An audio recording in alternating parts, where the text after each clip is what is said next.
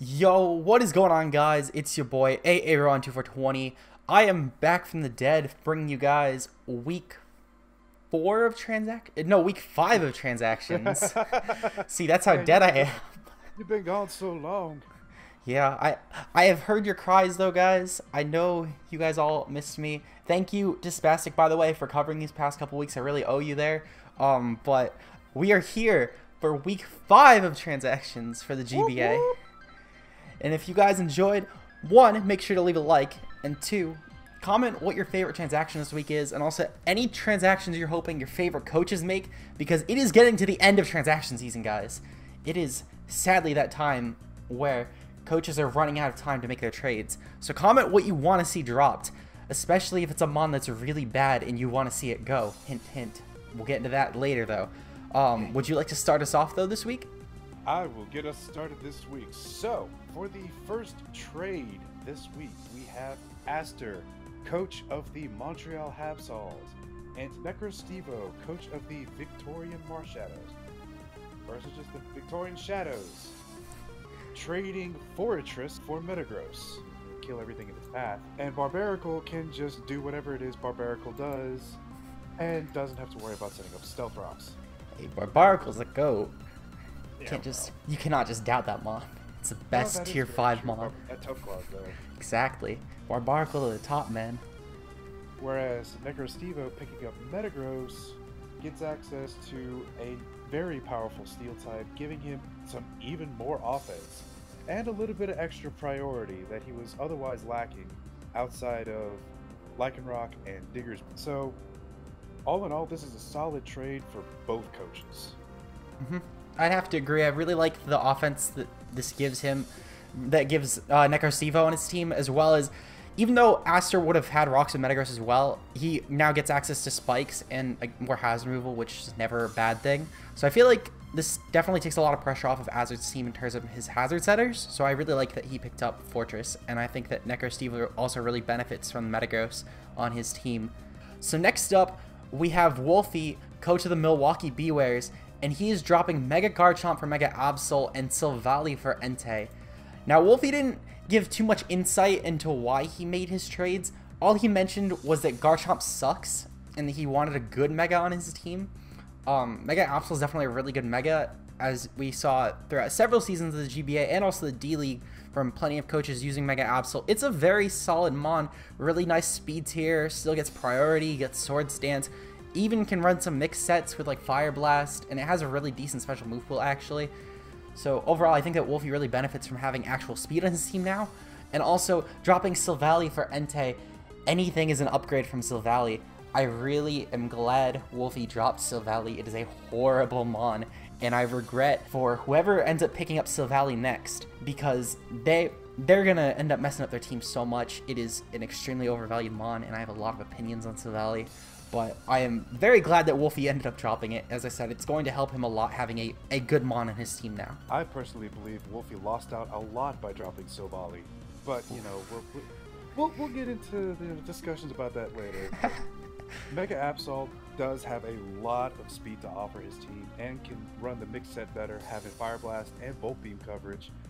Picking up Entei does give him a very solid extreme speeder, and hey, Sacred Fire is never a bad thing. Yeah, Sacred Fire, 50% chance to burn. That is a phenomenal move. It burns as much as Scald actually does. It seems like it, especially when Scald's being used against you. To be honest. And yeah, Entei, very solid. Sacred Fire coming off that decent, actually that pretty good attack stat. But next up, before I call you a dirty heathen for shaming Silvally, we're gonna move on. Joey Pokie deciding to drop Taka in exchange for Magnezone, drops Togedemaru for Licky Licky, and drops Miltank for Linoon. Now that was a lot of fun to say. I don't know about you guys. You may have your own opinions about the trade, but that was a lot of fun to say. So let us talk about these right here. So Stack Attack for Magnezone. Yes, he still has that quad ground weakness, but Magnezone has a lot more resistances. Magnezone also can run Magna-Pull to help threaten out some other steel types that would otherwise want to give Whimsicott, even Zygarde, some problems if he's locked into Outrage. But, you know, click 1,000 arrows, GG. Dropping Togedemaru for Licky Licky and Miltank for Linoon, Togedemaru wasn't really doing a whole lot for him.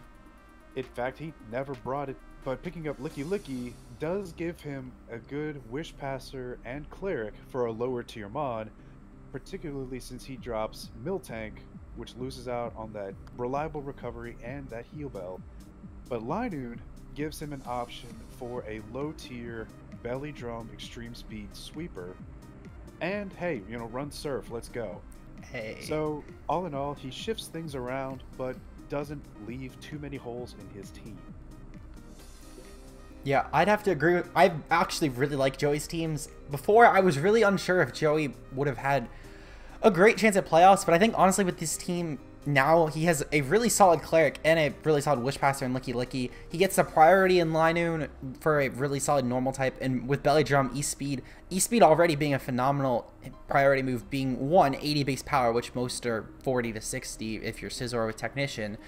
And also, too, with Belly Drum, gets to the +6 instantly, and Stab on that, with even some phenomenal speed if he chooses not to run Extreme Speed, though there's not really a reason to. It's phenomenal mon for this tier, especially with Gluttony making it so after the Belly Drum, it instantly gets its berry back if it runs like a Figgy Berry or something. And I know you mentioned Stack Attack for Magnezone, or Stack Attack Attack Attack Attack Attack Attack.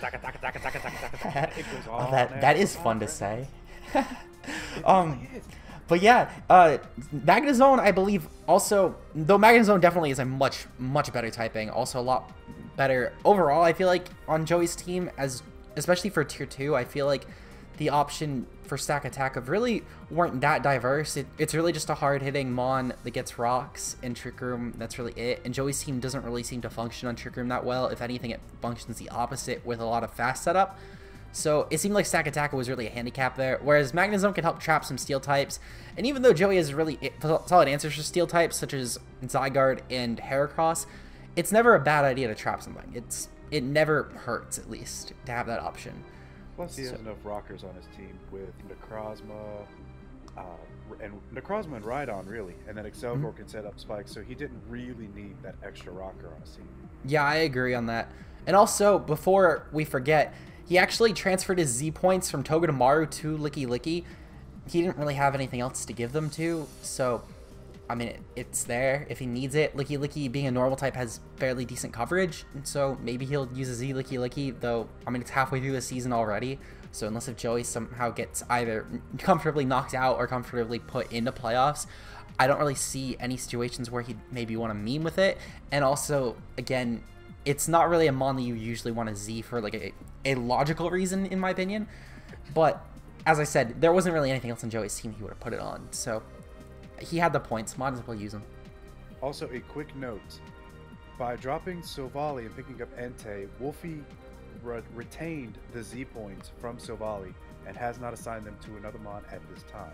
Yes, I actually forgot to mention that. Thank you for covering that. We got one last trade, though.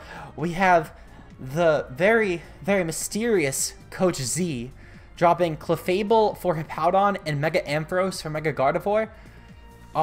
Again, not really much reasons by Coach Z. You know, he's a very mysterious figure trying to plot to overthrow the GBA, so he doesn't have time to just give us reasons. He's just going in. He's saving it for the game. But some things that this does offer, though. One, Mega Gardevoir is a Mega... Even with the 8 nerf in terms of Pixelate and Aerialate and all those moves doing less damage overall, Mega Gardevoir still hits very phenomenally in terms of special offense with base 165 special attack, really nice speed tier, has really nice coverage, and a lot of utility for a team as well, especially since he is dropping Clefable, so it does still retain some of that utility and Cleric aspect with options. I believe it gets Heal Bell, also his Healing Wish, which is really nice for Coach Z's really bulky team. And Hippowdon, being a really nice sand setter for Drill, gives it a lot more options on terms of Coach Z's roster.